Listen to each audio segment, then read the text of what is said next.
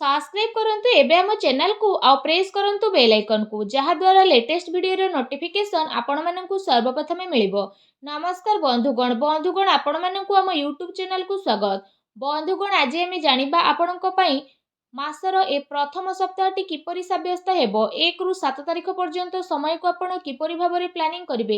आपणकर love life किपरि रहइबो, business किपरि रहइबो, व्यापार किपरि रहइबो, स्वास्थ्य, शिक्षा, पारिवारिक जीवन, दाम्पत्य जीवन, लव लाइफ सबु किछि विषय रे पूरा विस्तार पूर्वक भाबे जानिबा। तेणु वीडियो आगो को आरंभ करिबा पूर्वरु आपण माननकु रिक्वेस्ट कि चैनल जदि नुआ आछंती चैनल को सब्सक्राइब करंतु और पाखरे आसुथुआ बेल आइकन को क्लिक करंतु और कमेंट बॉक्स रे जय श्री गणेश और जय माता लक्ष्मी बोली अवश्य लिखि दियंतु जेउ कारण पई भगवान श्री गणेश और माता लक्ष्मी कृपा आपण को मिलिबो। तो आसंतु जानिबा आगामी 1 रु 7 तारिख अर्थात मासर प्रथम सप्ताहटी आपणकर किपरि कटिबो, केउ प्रकारर ए 7 दिन को आपण प्लानिंग करिवे। जदि कहिबा आपण कठिन परिश्रम द्वारा सबु किछि को ए समय रे हासिल करिवे जहार आपणकर इच्छा थिला।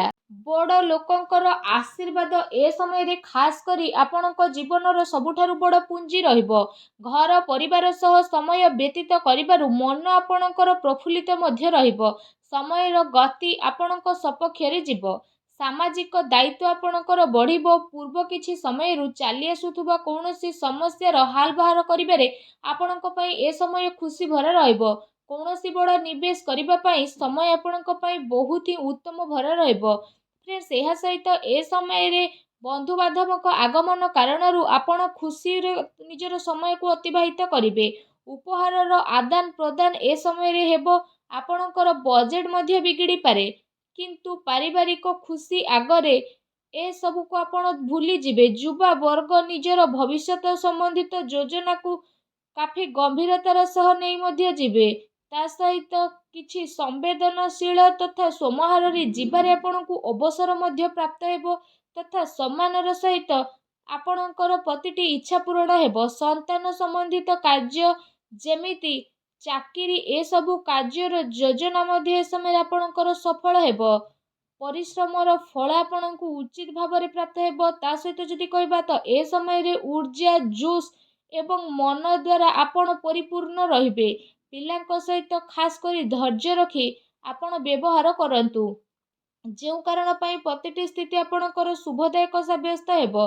एहा सहित जदि आमे कहिबा आपण मैनेज करिवे कि आपणक सहित मनोरंजन रे आपणक समय किपरि बीतुछि। ता सहित ए समय रे परिवार सहित हर्ष उल्लास रे सहित समय को व्यतीत करिवे। केउठी ना केउठी शुभ समाचार मध्य मिलिबो। कार्य कुशलता बल रे आपण नुआ नुआ उपलब्धि को मध्य हासिल करिवे जहार केबे आपण कल्पना करि नथिले। फ्रेंड्स एहा सहित ध्यान रे रखंतु ए सबु आपणक कार्यकलाप रे स्थिति परिवर्तन करिवो जेउ कारण पई आपणकु बहुत बड़ धरणर नुकसान रो सामना करिबाकू पड़ी पारे। सबु गतिविधि रे ध्यान केंद्रित करिबा आपणक पई अति आवश्यक रहिछि।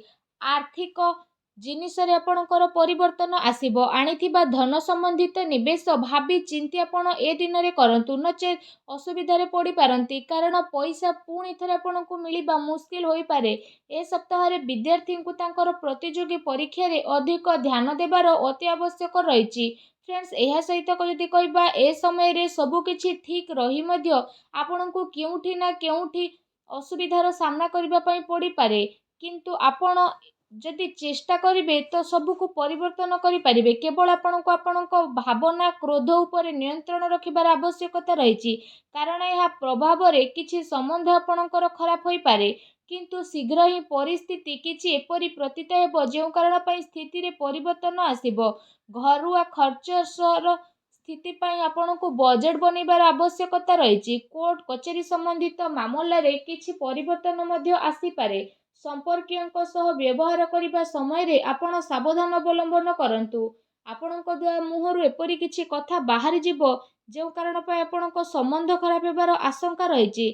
सेथि पई आपणको आपणकर राग उपरे निहाती भाबरे कंट्रोल रखिबार आवश्यकता रहिछि।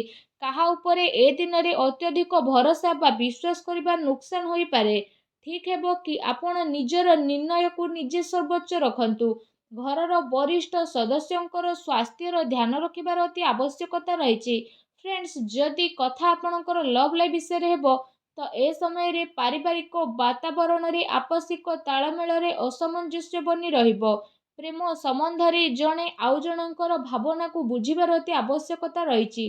पति पत्नी भितर किछि ए समय नोकझोक मध्य होई पारे। प्रसंग बदनामी ए सब आपणकर कारण बनी पारे, तेणु विचलित न होई सावधान रहंतु। ता सहित ए सप्ताह काम कार्य रे चलुथुबा शिथिलतार प्रभाव पारिवारिक जीवन उपरे पड़िबा पई दियंतु नाही। जीवन साथी तथा पिलांकर पूर्ण सहयोग ए दिन आपको प्राप्त हेबो।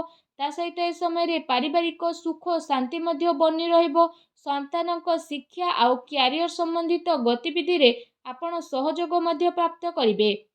घर परिवार रे आपसिक संबंध तथा प्रेम मध्य बनी करी रहिबो। विपरीत परिस्थिति कारण प्रेम संबंध प्रति उजागर रहिबार ए समय संभावना मध्य बनुछि। प्रेम जीवन दृष्टिकोण ए समय आपणक पई बहुत ही मिलाजुला साब्यस्त हेबा पई जाउछि। फ्रेंड्स जदि कथा आपणकर व्यवसाय कैरियर ऊपर रहिबो तो विशेष भाव में ए समय चाकरी शिक्षा आउ कारोबार रे जदि कहिबा अधिक परिश्रम करिबार आपणको आवश्यकता रहिछि। कार्य विस्तार संबंधित कौनसी भी योजना को कार्य रूप में परिणत करने पूर्व भल भाव विचार विमर्श ए सप्ताह आपण करंतु। विशेष भाव में चाकरी पेशा व्यक्तिविशेष माने कौनसी अपरिचित व्यक्ति व्यवहार करने समय सावधानता अवलंबन करंतु। काम कार्य को पूरा गभीरतार सह नेबा पई चेष्टा करंतु। ए समय विशेष करी यह ध्यान रखिबार आवश्यकता रहिछि कि केउठी आपणकर सिक्रेट लीक न हो जाऊ। ए सबुर विशेष सावधान रहंतु। पार्टनरशिप संबंधित व्यापारिक गतिविधि रे आपण नजर रखंतु। कौनसी प्रकार धोखा मध्य आपणकर होई पारे। एहा सहित फ्रेंड्स ए समय रे कार्य क्षेत्र रे क्वांटिटी चक्कर क्वालिटी सहित आदौ भी समझौता करंतु नाही, नचेत परे आपणकु बड़ धरणर प्रोब्लेम फेस करने को पड़ पारे। ए सप्ताह बड़ धरणर डील आपण हाथ जाई पारे, तेणु आपण बाणी रे तो सर्वप्रथम सावधानता रखंतु। चाकरी पेशा व्यक्ति विशेषज्ञ पई चाकरी रे बॉस उच्च अधिकारी आपणकर काम रे काफी संतुष्टि नजर आसेबे। पदोन्नतिर मध्य संभावना बनुछि।